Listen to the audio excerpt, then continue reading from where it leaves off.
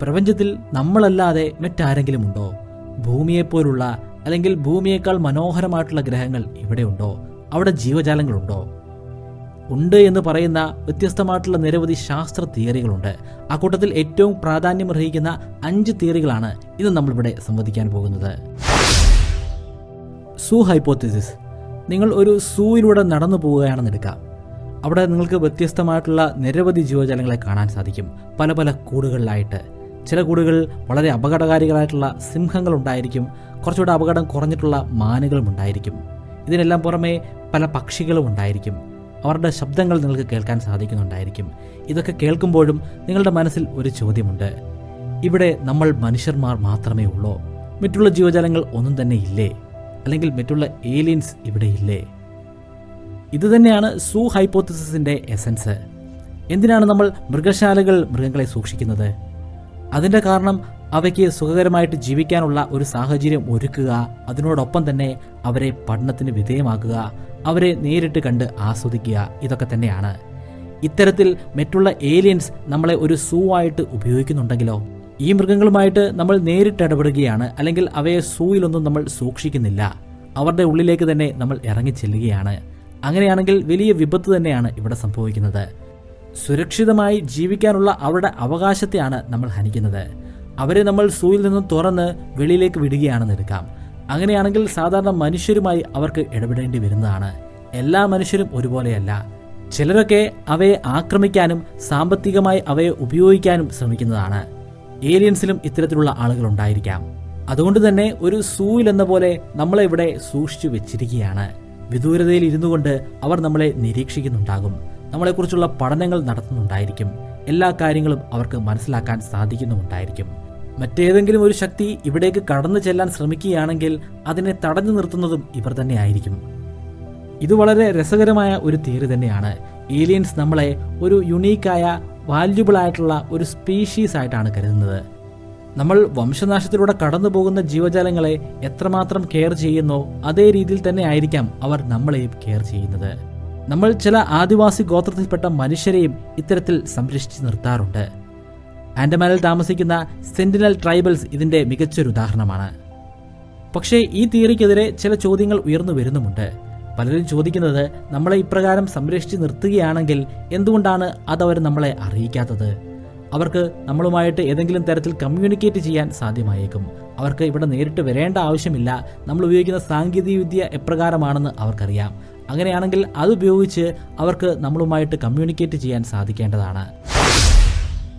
Ancient astronaut theory. ഈ തിയറിയിൽ നമ്മൾ നടക്കുന്നത് ഒരു സൂയിലൂടെയല്ല, പകരം ഈജിപ്ഷ്യൻ സിവിലൈസേഷന്റെ ഇടയിലൂടെയാണ്. അവിടുത്തെ പഴയകാല കെട്ടിടങ്ങളും പിരമിഡുകളും ഒക്കെ നമ്മൾ കാണുന്നുണ്ട്. വ്യത്യസ്തമായിട്ടുള്ള വളരെ ഭംഗിയുള്ള കലാവിരുന്നുകളൊക്കെ നമുക്ക് കാണാൻ സാധിക്കുന്നുണ്ട്.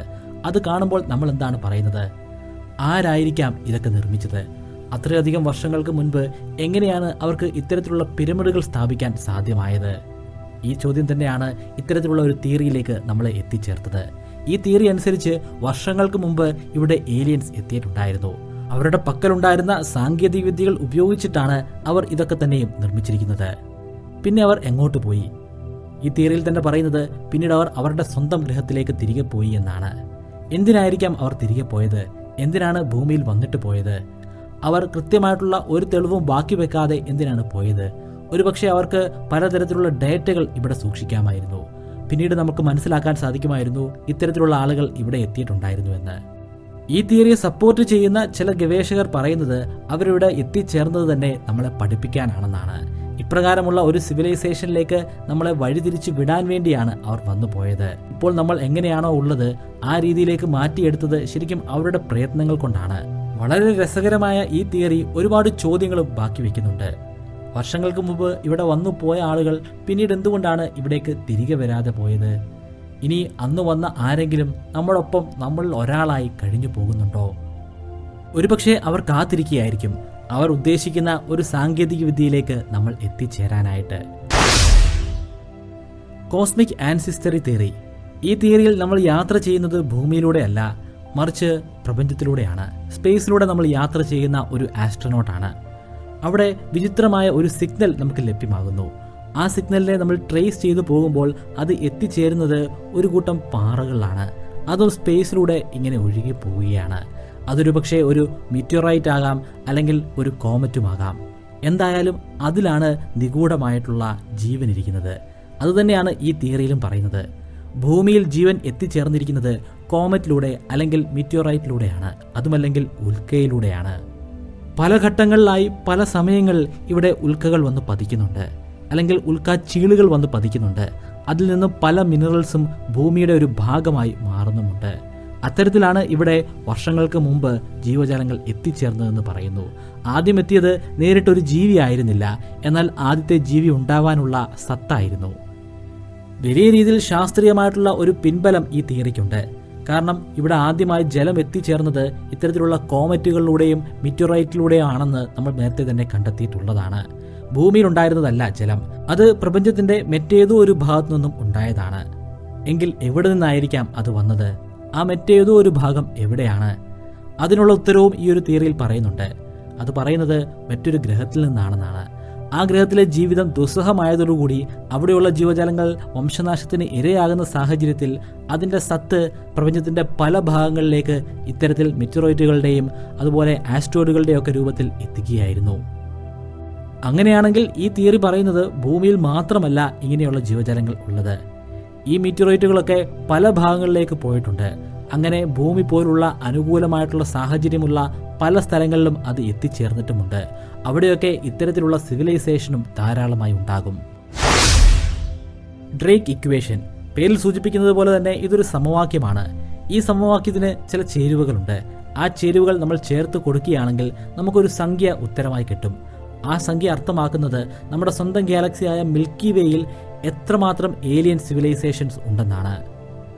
വർഷങ്ങൾക്ക് മുമ്പ് ഫ്രാങ്ക് ഡ്രേക്ക് എന്ന ഒരു ആസ്ട്രോണമറാണ് ഇത്തരത്തിലുള്ള ഒരു മാത്തമാറ്റിക്കൽ സമവാക്യവുമായി മുന്നോട്ട് വന്നത്.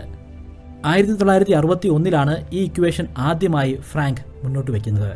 പക്ഷേ ഇത്രയധികം വർഷങ്ങൾ കഴിഞ്ഞിട്ടും ഇതിൻ്റെ പ്രാധാന്യം ഒട്ടും തന്നെ കുറഞ്ഞിട്ടില്ല എന്ന് മാത്രമല്ല, ഏറ്റവും നൂതനമായിട്ടുള്ള പഠനങ്ങളിലൂടെ അത് കൂടുതൽ ശരിവെക്കുന്നുമുണ്ട്. നമുക്ക് ഏറ്റവും ഒടുവിലായി കിട്ടിയിരിക്കുന്ന ഉത്തരം 37 ഏലിയൻ സിവിലൈസേഷൻസ് എന്നാണ്. അതായത് നമ്മുടെ മിൽക്കി വേ എന്ന ഗാലക്സിയിൽ ഏറ്റവും കുറഞ്ഞത് 37 ഏലിയൻ സിവിലൈസേഷൻസ് എങ്കിലും ഉണ്ടായിരിക്കും. എങ്ങനെയാണ് നമുക്കത് മനസ്സിലാക്കാൻ സാധിച്ചത്? അതിൻ്റെ പിന്നിലുള്ള സമവാക്യം അത് എന്താണ്? ഈ കാണുന്നതാണ് ഡ്രേക്ക് ഇക്വേഷൻ. കാണുമ്പോൾ വലിയൊരു ഇക്വേഷനായിട്ടൊക്കെ തോന്നുമെങ്കിലും വളരെ സിമ്പിളായിട്ടുള്ള കാര്യങ്ങളാണ് ഇതിലടങ്ങിയിരിക്കുന്നത്. അതെന്താണെന്ന് നമുക്കൊന്ന് പരിശോധിച്ച് നോക്കാം. ഇതിലെ n എന്ന പാരാമീറ്റർ സൂചിപ്പിക്കുന്നത് നമ്മുടെ ഗാലക്സിയിൽ എത്ര സിവിലൈസേഷന് കമ്മ്യൂണിക്കേറ്റ് ചെയ്യാൻ സാധിക്കുമെന്നാണ്. R* ഒരു ആവറേജ് റേറ്റ് ആണ്. ഒരു വർഷം നമ്മുടെ ഗാലക്സിയിൽ എത്രമാത്രം നക്ഷത്രങ്ങൾ പുതുതായി ഉണ്ടായി വരുന്നു എന്നാണ് ഇത് സൂചിപ്പിക്കുന്നത്. എല്ലാ നക്ഷത്രങ്ങൾക്ക് ചുറ്റും ഗ്രഹങ്ങൾ ഉണ്ടാകണമെന്നില്ല. എത്രമാത്രം നക്ഷത്രങ്ങൾക്ക് ചുറ്റുമാണ് ഗ്രഹങ്ങൾ ഉള്ളത്? അതിനൊരു ഫ്രാക്ഷൻ ഫോമിൽ എഴുതുന്നതാണ് FP. നമ്മളെപ്പോലുള്ള ജീവജാലങ്ങൾക്ക് ജീവിക്കാൻ സാധിക്കണമെങ്കിൽ ആ ഗ്രഹം നക്ഷത്രങ്ങളുടെ ഹാബിറ്റബിൾ സോണിലായിരിക്കണം സ്ഥിതി ചെയ്യുന്നത്. അത്തരത്തിൽ എത്ര ഗ്രഹങ്ങളുണ്ട് അത് സൂചിപ്പിക്കുന്നതാണ് NE. FL സൂചിപ്പിക്കുന്നത് എത്ര ഗ്രഹങ്ങൾ ജീവജാലങ്ങൾ ഉണ്ടാകുമെന്നാണ്. അതേസമയം FI സൂചിപ്പിക്കുന്നത് എത്ര ഗ്രഹങ്ങൾ ഇന്റലിജന്റ് ആയിട്ടുള്ള നമ്മളെപ്പോലുള്ള ജീവജാലങ്ങൾ ഉണ്ടാകുമെന്നാണ്. മറ്റ് ഗ്രഹങ്ങളിലുള്ള ജീവജാലങ്ങളുമായി കമ്മ്യൂണിക്കേറ്റ് ചെയ്യാൻ സാധിക്കുന്ന സാങ്കേതിക വിദ്യ എത്ര ഗ്രഹങ്ങളിലുണ്ടെന്നാണ് FC സൂചിപ്പിക്കുന്നത്. ഈ ഗാലക്സിയിലുള്ള സോളാർ സിസ്റ്റത്തെയും ഗ്രഹങ്ങളെയും ഒക്കെ എടുക്കുകയാണെങ്കിൽ തന്നെ അവയെല്ലാം വളരെയധികം ദൂരെയാണ് സ്ഥിതി ചെയ്യുന്നത്. എല്ലാം തമ്മിൽ പ്രകാശവർഷങ്ങളുടെ അകലമുണ്ട്. അങ്ങനെയാണെങ്കിൽ ഒരു പാരാമീറ്റർ കൂടി കൂട്ടിച്ചേർക്കണം, അതാണ് L. ഒരു ഗ്രഹത്തിലുള്ള ജീവജാലം മറ്റൊരു ഗ്രഹത്തിലുള്ള ജീവജാലവുമായി കമ്മ്യൂണിക്കേറ്റ് ചെയ്യാൻ എത്രമാത്രം സമയമെടുക്കും, അതാണ് L സൂചിപ്പിക്കുന്നത്. പല രീതിയിൽ വ്യത്യസ്തമായിട്ടുള്ള പഠനങ്ങൾ നടത്തി ഓരോ പാരാമീറ്ററിൻ്റെയും കൃത്യമായിട്ടുള്ള വാല്യൂസ് മനസ്സിലാക്കാൻ നമുക്ക് സാധിക്കും. ആ വാല്യൂ എല്ലാം ഓരോ ഘട്ടത്തിലും മാറിക്കൊണ്ടിരിക്കുകയാണ്. ഏറ്റവും നൂതനമായിട്ടുള്ള പഠനങ്ങളിലൂടെ ഇതിൻ്റെ ഉത്തരം 36 ആണെന്ന് കണ്ടെത്താൻ നമുക്ക് സാധിച്ചു. ഏറ്റവും ഒടുവിലത്തെ തിയറിയാണ് ഫെർമി പാരഡോക്സ്. ഈ തിയറി അനുസരിച്ച് പ്രപഞ്ചത്തിൻ്റെ ഇത്രയും ഭീകരമായിട്ടുള്ള വലിപ്പം തന്നെയാണ് നമുക്ക് മറ്റുള്ള ഏലിയൻസിനെ കണ്ടെത്താൻ സാധിക്കാതെ പോകുന്നത്. ഇത്രയധികം വലിപ്പം ഉള്ളതുകൊണ്ട് തന്നെ ഇവിടെ ഏലിയൻസ് ഉണ്ടാകാനുള്ള സാധ്യത വളരെയധികം കൂടുതലാണ്. പക്ഷേ എന്നിട്ടും എന്തുകൊണ്ടാണ് നമുക്കവയെ കാണാൻ സാധിക്കാതെ പോകുന്നത്? നമുക്ക് ഏറ്റവും അടുത്ത് സ്ഥിതി ചെയ്യുന്ന ആൽഫ സെന്റൗറി സ്റ്റാർ സിസ്റ്റം അതുപോലും നമ്മളിൽ നിന്നും 4 പ്രകാശവർഷങ്ങൾ ദൂരെയാണ് നിലകൊള്ളുന്നത്. അത്തരത്തിൽ കോടാനുകോടി സോളാർ സിസ്റ്റംസ് ഈ പ്രപഞ്ചത്തിലുണ്ട്. എന്തിന് നമ്മുടെ ഗാലക്സിയായ മിൽക്കി വേയിൽ പോലും ധാരാളം അടങ്ങിയിട്ടുണ്ട്. ആകാശത്തേക്ക് ഒരു മുട്ടുസൂചി ഉയർത്തിപ്പിടിക്കുക. ആ മുട്ടുസൂചിയുടെ അറ്റം കാണുന്ന ഭാഗം, പ്രപഞ്ചത്തിൻ്റെ ആ ഭാഗത്ത് മാത്രം നമ്മൾ കുറേയധികം ദൂരം യാത്ര ചെയ്തു കഴിഞ്ഞാൽ കോടാനുകോടി നക്ഷത്രങ്ങളെയും ഗാലക്സികളെയും ഒക്കെ കണ്ടെത്താൻ സാധിക്കും. അതുകൊണ്ട് തന്നെ നമ്മൾ നോക്കുന്ന ഭാഗത്തിനും പ്രത്യേകതയുണ്ട്. ആ നോക്കുന്ന ഭാഗങ്ങൾ തന്നെ പൂർണ്ണമായിട്ട് നോക്കാൻ നമ്മളെ കൊണ്ട് സാധിക്കുന്നില്ല. കൃത്യമായിട്ടും ഏലിയൻസ് ഉള്ള അതേ സ്പോട്ടിലേക്ക് തന്നെ നോക്കാൻ നമുക്ക് സാധ്യമാകുന്നില്ല. ഇനിയിപ്പോൾ അവർ നമ്മളെ കണ്ടെത്തിയാൽ പോലും ഇവിടെ എത്തിച്ചേരാൻ അവർക്ക് ആയിരക്കണക്കിന് അല്ലെങ്കിൽ കോടിക്കണക്കിന് വർഷങ്ങൾ വേണ്ടി വരുന്നതാണ്. ഇനി അവിടെ നിന്നും ഒരു കമ്മ്യൂണിക്കേഷൻ സിഗ്നൽ ഇവിടേക്ക് അയച്ചാൽ പോലും ആ സിഗ്നലിന് പ്രകാശത്തേക്കാൾ കൂടുതൽ വേഗതയിൽ സഞ്ചരിക്കാൻ സാധിക്കുകയില്ല. നമ്മുടെ മിൽക്കി വേ എന്ന ഗാലക്സിയുടെ തന്നെ വലിപ്പം എത്രയാണെന്ന് ചിന്തിച്ചു നോക്കുക. ഒരറ്റം മുതൽ അങ്ങേയറ്റം വരെ 1,00,000 പ്രകാശവർഷമാണ്.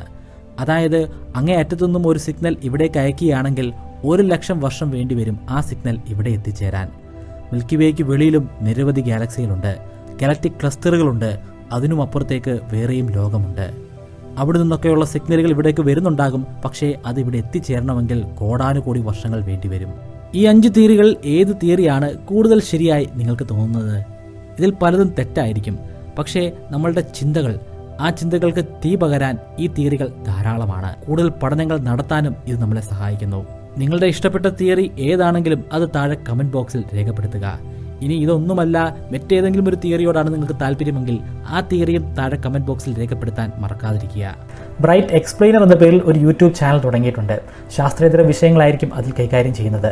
നിങ്ങൾക്ക് അത്തരത്തിലുള്ള വീഡിയോകൾ കാണാൻ താല്പര്യമുണ്ടെങ്കിൽ ഡിസ്ക്രിപ്ഷനിലും ഫസ്റ്റ് കമൻറ്റിലും കൊടുത്തിരിക്കുന്ന ലിങ്ക് പരിശോധിക്കുക.